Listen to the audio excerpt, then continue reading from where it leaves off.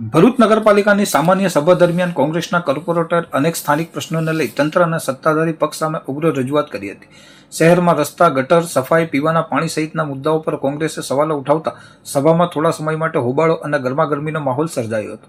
કોંગ્રેસના સભ્યોએ જનહિતના પ્રશ્નોને તાત્કાલિક ઉકેલ લાવવા તેમજ વિકાસ કાર્યોમાં પારદર્શિતા જળવાય તે માટે જોરદાર રજૂઆત કરી હતી. જોકે ચર્ચા અને વિરોધ વચ્ચે સામાન્ય સભાના એજન્ડા પર એક પછી એક ચર્ચા હાથ ધરાઈ હતી અને શહેરના વિવિધ વિકાસલક્ષી કામોને અંતે મંજૂરી આપવામાં આવી હતી. વિકાસના કાર્યોને લીલી ઝંડી મળતા આગામી સમયમાં વિવિધ વિસ્તારોમાં વિકાસના કામોને વેગ મળશે તેવી આશા વ્યક્ત કરવામાં આવી રહી છે.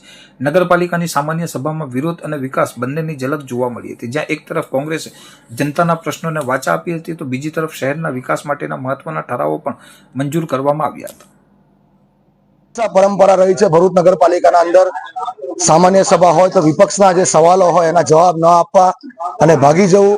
આજે પણ અમારા સાથી સભ્યોએ હિસાબના ઉપર વાર્ષિક હિસાબના ઉપર જે સવાલો પૂછ્યા, કેમ કે ઘણા બધા ગરબડ ગોટાળા છે વાર્ષિક હિસાબમાં, જ્યારે સવાલના જવાબ ન આપવા પડે એટલે એમને મેદાન છોડી દીધું. એની સાથે સાથે જે 2 યુવાનોના દિવાલ પડવાના કારણે મૃત્યુ થયા, એક યુવાન રખડતા ઢોરના સાથે અથડાઈને મૃત્યુ પામ્યો, એવા યુવાનો માટેની આજે પ્રશ્ન હતા, એમને રજૂઆત હતી, શ્રદ્ધાંજલિ આપવા માટેની રજૂઆત હતી. આ બધા રજૂઆતો પણ એમને કહી શકાય કે સ્વીકારી ન હતી, પરંતુ એ માટે પણ અમારે ચર્ચા કરવી પડી લાંબી એમની સાથે, પછી એમણે શ્રદ્ધાંજલિ પાઠવી. એટલે ક્યાંક ને ક્યાંક ભરૂચના પ્રાણ પ્રશ્નને વાચા આપવાનો આમનો કોઈ ઈરાદો નથી. ફક્ત ને ફક્ત ભ્રષ્ટાચારને કઈ રીતે પ્રોત્સાહન આપે, હિસાબોના પણ જવાબ ન આપવા, એટલે કેમ કે ભ્રષ્ટાચાર છે હિસાબમાં. ને આજે પુરવાર થયું છે કે ભારતીય જનતા પાર્ટીનું નામ ભાગેડુ જનતા પાર્ટી છે. 17/7/2026 રોજ નગરપાલિકાની સામાન્ય સભા મળી હતી.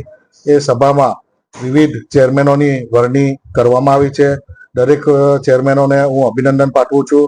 દરેક ચેરમેનશ્રીઓની વરણી થવા બદલ ભરૂચની કામગીરીમાં વેગ મળશે અને સભામાં અમુક મુદ્દાઓ જે હતા તે મુદ્દાઓને બહાલી આપવામાં આવી છે અને મુદ્દાઓને આધારે જે ચર્ચા કરવામાં આવી હતી તે મુદ્દા બહારની ચર્ચા હતી. તે નગરપાલિકાનો જે વહીવટ છે પારદર્શક હોવો જરૂરી છે અને નગરપાલિકાના આ પારદર્શક વહીવટને કારણે વિપક્ષના મિત્રો દ્વારા ખોટી પ્રસિદ્ધિ મેળવવા માટે આ ખોટા મુદ્દા ઉઠાવવામાં આવ્યા હતા. તે અમે સર્વાનુમતે સભામાં મુદ્દાઓ મંજૂર કરેલા છે. Thank you. ના, નગરસેવકોમાં કોઈ જાતની નારાજગી નથી. એક ભારતીય જનતા પાર્ટીનો એક પરિવાર જ છે, એટલે એમાં નારાજગી ના હોય. એ લોકોને જે વાતચીત થઈ અને તે પછી એ લોકોને વાળી લેવામાં આવ્યા છે.